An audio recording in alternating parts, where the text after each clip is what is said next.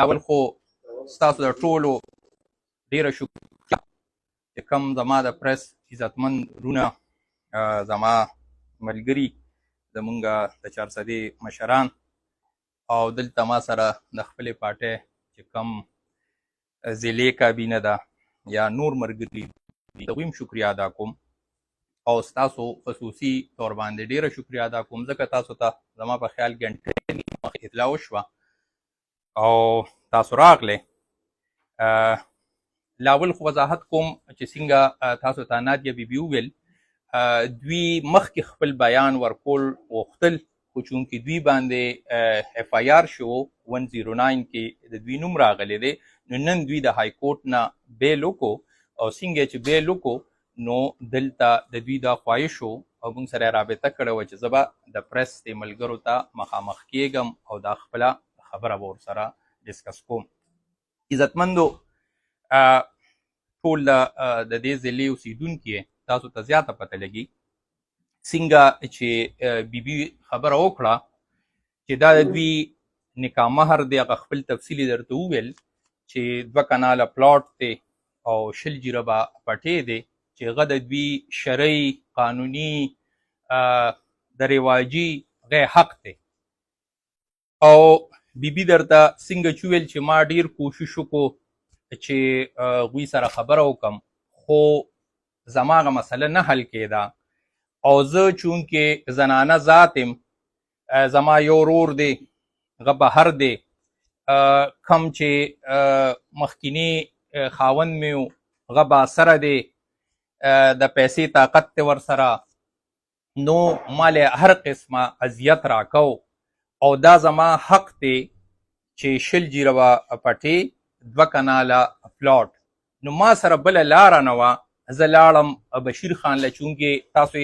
ټول پیژنئ ګلزار خان مشهور بیروکریټ دلته په چارسده کې پاتې شوي دی هغه وخت کې خو خیر مونږ به ماشومان او خو دلته داسې چې کم مشران ناست دي او بیا زما والد صاحب چې د 88-97 پورې 3 ځله منسټر او 4 ځله ایم پی او ګلزار خان هغه وخت کې مختلف عهدو باندې او ګلزار خان تاسو ته پته چې ډېر ښه تکړه بیروکریټ او ښه د خلکو به عزت کو زما والد صاحب سره هغه وخت کې ښه تعلق و ښه غم خادي و ورسره نو نادیه بیبي چې کله لاړه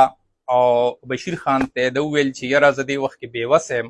او زنانه ذات یم څوک را سره مرسته نه کوي نو دې دپاره دا پټې چې کم دی دا معنی واخلی تاسو مونږ بیا هغه کلیر کړ پټوارخانه کې کاغذات مال کې ارسم چې کلیر کړ چې او دا د بیبي نکاح مهر دی 20 جریبه پټې 2 کناله پلاټ نو بیا مونږ ورته پیمنټ وکړو بیبي زما د کشر رور افضل په مختارنامه ولا ورکړه بیا تاسو ته پته ده چې دا د دوی حقو چې خپل جایداد او خپله پراپرټي وه چې په چیم خرڅو آیا دا قانوني جرم دی چې یو ځای کې د چا پراپرټي ته نشي اخیستی آیا دا څه جرم دی چې یو زنانه ذات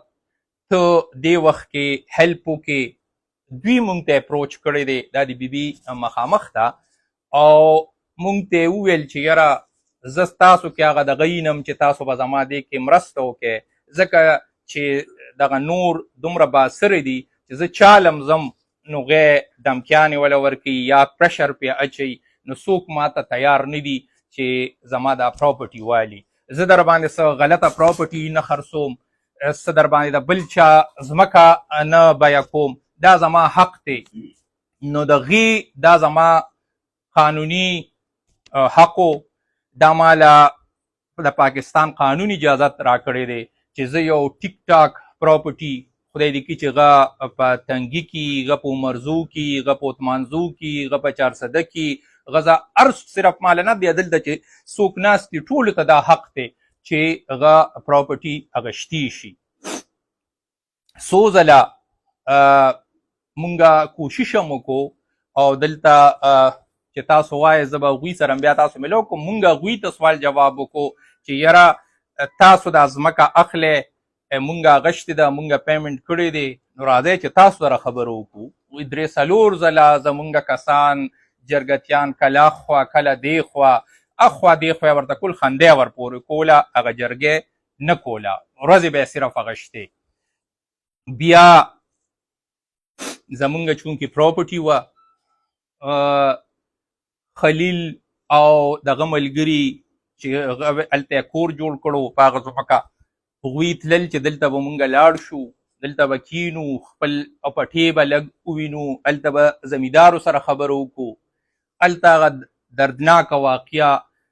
پیښه شوه، د ظلم او بربریت انتها وشوه. زمونږ ډېر ښه رونه،